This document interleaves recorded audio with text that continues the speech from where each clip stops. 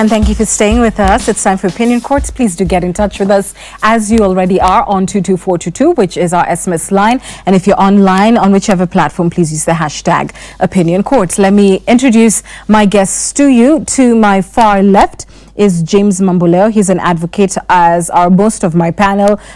Steve Ogola, equally an advocate. To my right is Danstan Omari, also an advocate, and Edward Kisiangani, our resident political analyst. And you're all welcome to the program. So, gentlemen, we've got a lot of work to get through this evening, and I want to kick it off quite quickly with NASA leader Raila Odinga's anger over diplomatic pressure mounting on him to put off plans for his swearing in on Tuesday. Listen.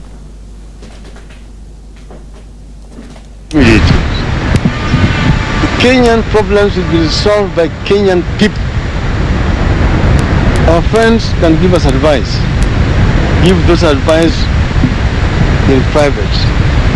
Don't come and shout at us and tell us that we are going to violate Constitution. Which Constitution, my foot?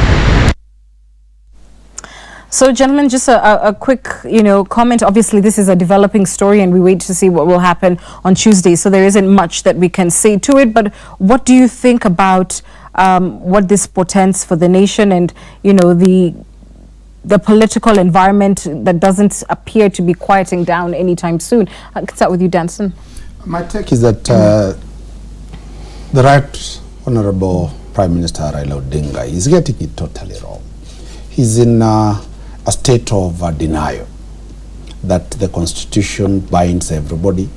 He was the fight of that Constitution. The reality is dawning on him that nowhere within the Constitution will he achieve what he intends to do. So therefore, he comes to realize that that Constitution that they discussed at Naivasha is really what now it is. President Uhuru Kenyatta has outsmarted him in terms of the legal and constitutional mechanisms. The only thing he remains is the political aspect. But that political positioning of achieving what he wants to do must be anchored within one document called the Constitution.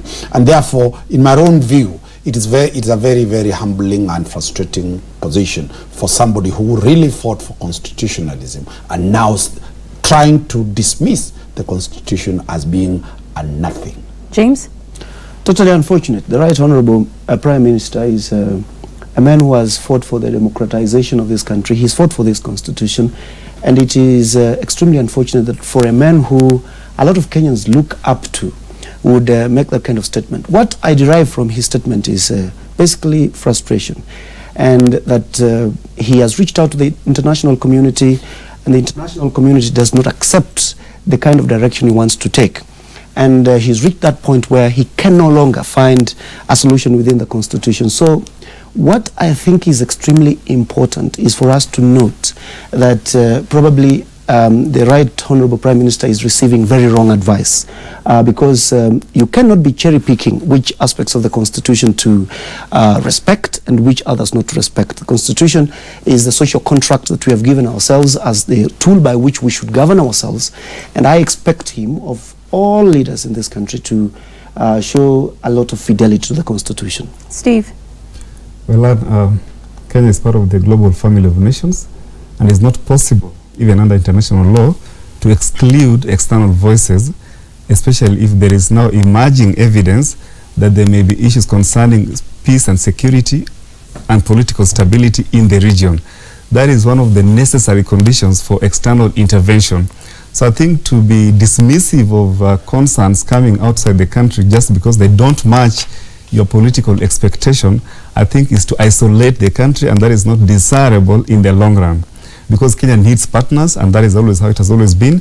Although to a greater extent, what he should have added is that there will be deliberate and decisive effort to look for solutions within the country.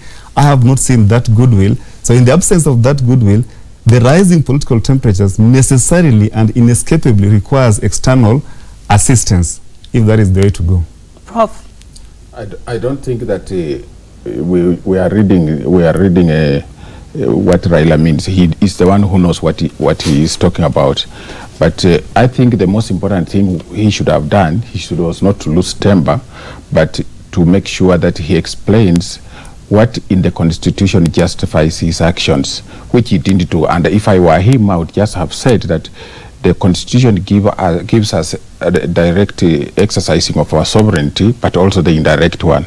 So he should say the indirect one has failed under Article 1, but now I'm doing the direct one. The problem is that within our Constitution there is a lacuna. Nobody explains the distance you can go with the direct one and the end product. But in the indirect one, there is an end product because it's provided for in the Constitution. So he should not have told them, my foot. He should just have said, you don't understand.